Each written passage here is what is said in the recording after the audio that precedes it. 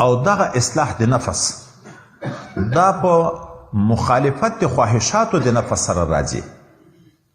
نفس د انسان په اصل ذات کې د حضرت یوسف علیه نبی علیه السلام په واقع کې که موږ ګورو د 14 سپارې سر هغه وما ابرئ نفسي ان النفس لاماره بالسوء. نفس په اصل ذات کې چې اصلاح نه شوی انسان امر کوي په ګناه باندې.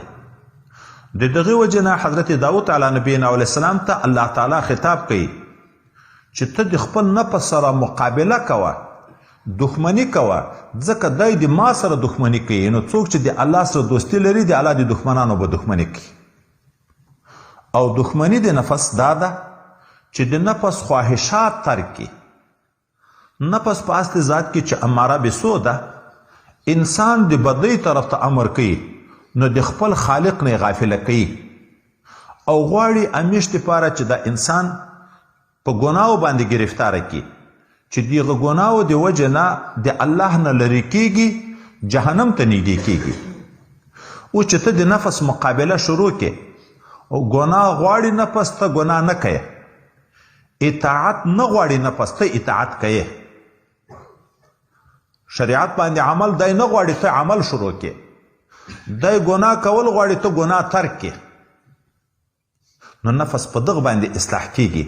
ورسره اسانه طریقه د ذکر هم ورسره راغله.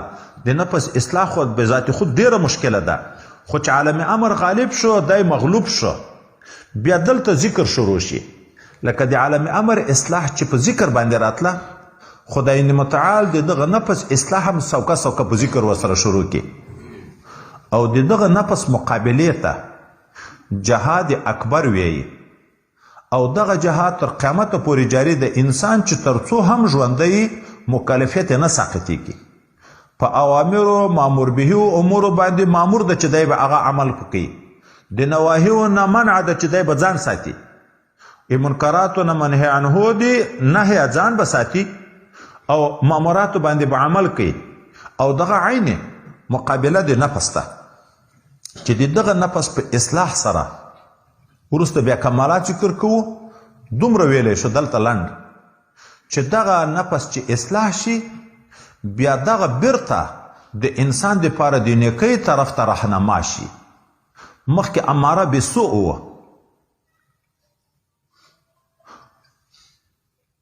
سوکه سوکه چې لږ لږ اصلاح کیږي، بیا چې ګناه در نه وشي بیا نفس لوامه شي، بیا د ملامتي چې دا دې څه وکړه. قرآن والنفس اللوامه بیا چې لږ پسې اصلاح شي دغه نفس مطمئنه وګرځي د خدای پاک په عبادت، بلکې په قضا د رب، په ذکر د رب، په طاعت د رب کې دته اطمینان پیدا شي، نفس مطمئنه وګرځي. او بیا چې په طاعت او عبادت کې دغه نفس اطمینان راغی، وخت ټول په عبادت کې تیری، بیا دغه نفس د الله پر قضا باندې راضي شي چې څه که مرض ده، که مسکنت ده، که هر څه پیښیږي د الله تعالی د طرف نه پیغ باندې راضي شي، نفس راضیه شي. او چې کله بنده د الله تعالی په تقدیر د الله په قضا راضي شو نو الله د ده نه راضي شي، بیا دغه نفس مرضیه وګرځي. اماره بالسوء ده، بیا لوامه ده، بیا مطمئنه ده، بیا راضیه ده، بیا مرضیه ده. او بیا دغه نفس عبودی شي، د خدای پاک به عبادت ته تیار شي، غلامی خپل اصل حقیقت ته لاړ شي. موږ عبد الله یو، عباد یو، غلامان یو. غلامان د الله د حکم خلاف کارونه کول دا خو د احرارو کار ده چې ځان اصیل بولې د بل خبره نه منې. او چې یو وارې د بندګي ومنله بیا خو به د الله په حکم چلیږي. بیا دغه نفس د اصلاح کارونه شروع